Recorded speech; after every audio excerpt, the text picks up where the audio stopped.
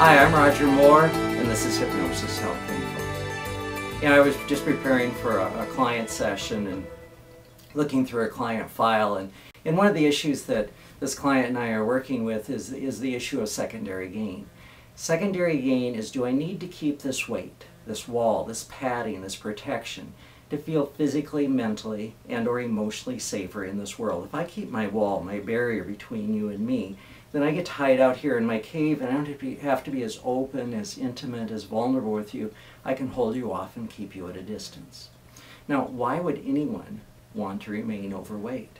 Well, actually, there's a lot of reasons. There's a lot of protection, a lot of safety issues that can come from being overweight, as well as other mental, emotional issues of maybe just getting out of being as physically active. I remember one client that had been quite a socialite prior to putting the weight on. She put the weight on and discovered that, one, she wasn't invited out as much to social engagements, and she just had a easier time saying no to the ones that she was invited to.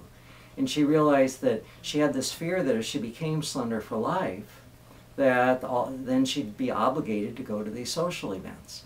And so it took her a while to work through that and realize that she could be slender and also say no, that she had no desire to go to these big socialite parties. I had a client about 3 or 4 years ago, that a woman, a dear sweet lady, I loved her dearly, that was in her 80s. And one day in session, the tears started rolling as she realized that, she'd been plateaued for a couple weeks, and she realized that the reason for her plateau was her fear of letting go of the weight. Now, this woman had been very happily married to the man of her life, her sweetheart, for many years, almost 60 years at that point. And she'd been totally faithful and totally monogamous with him since the day she met him. And very happy and in love with this man, and totally committed to her marriage and committed to him. But she revealed that prior to meeting him as a young woman, she was very sexually promiscuous. And that's really the last time that she was slender. And she realized that she had this fear that if she took the weight off and became slender again, that she might be promiscuous, that she might cheat on her husband, which she did not want to do. She was totally committed to this marriage and did not want to cheat on her husband, but yet there was this fear that if she took the weight off, she would do that. So we worked through that, and she realized that this was a new day. She had a lot of wisdom, she had a lot of maturity. She was not the person she was back in her early 20s, and that she could be slender for life. She could be totally committed to her husband, to her sweetheart, her soulmate, and be slender for life and be monogamous in this relationship. And so this great-grandmother was able to start letting go of the weight and get to her goal weight, and I talked to her not too long ago, and she's still very happily married and also still at her goal weight. She's doing beautifully. Now, to work with issues of secondary gain, there are 3 components. There's recognition, there's evaluation, and resolution. Recognition is taking a look at the internal dialogue that you have. There's a party that may want to change, another party that doesn't want to change.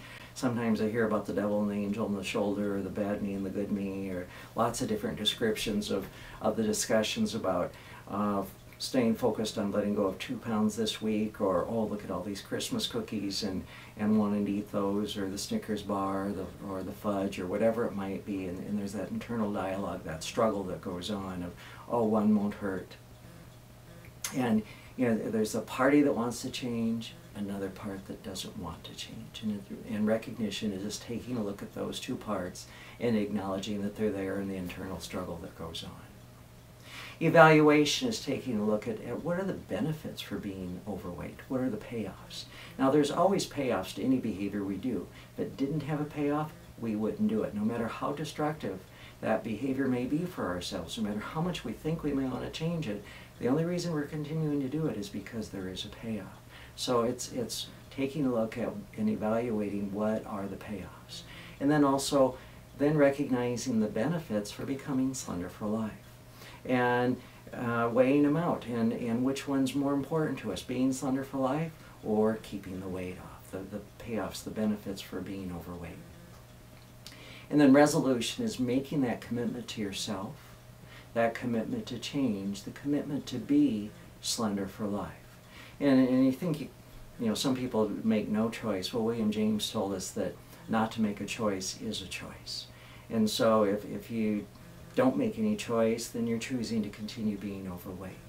Now, I know you can do this. I know you can work through any issues of secondary gain that you might have and take the weight off and get to your goal weight.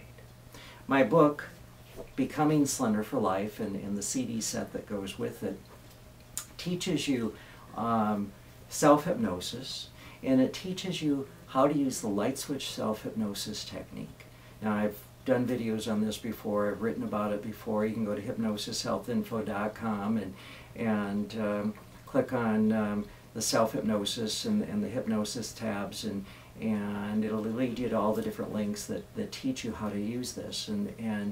But what happens with the light switch self-hypnosis technique is that you learn to give yourself suggestions, you take yourself into hypnotic state, and you bring yourself back up in 1 minute. And of course, the reason for a minute is then you always have time. You may not have time to listen to a 30-minute weight loss CD, but you certainly have several times a day where you can take 1 minute. And so by using the light switch self-hypnosis technique, you have a tool that you can use anytime, anywhere, to deal with issues of wanting to keep the weight on. You know, when you're struggling over that piece of fudge or the dish of ice cream or the bag of potato chips, you're feeling stressed, whatever it is, you can use the light switch self-hypnosis technique. Take yourself relaxed, put yourself back in control, bring yourself back up, and continue on your goal of being slender for life. So again, go to hypnosishealthinfo.com. Take a look at all the resources there. There's my daily blog post. There's the radio show where experts from around the country are talking about their various topics on health and wellness. There's a lot of articles written from experts around the country. A lot of different information, products, and resources.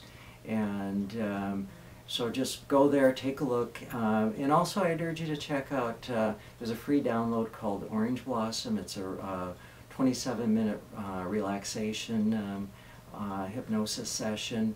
It's for free.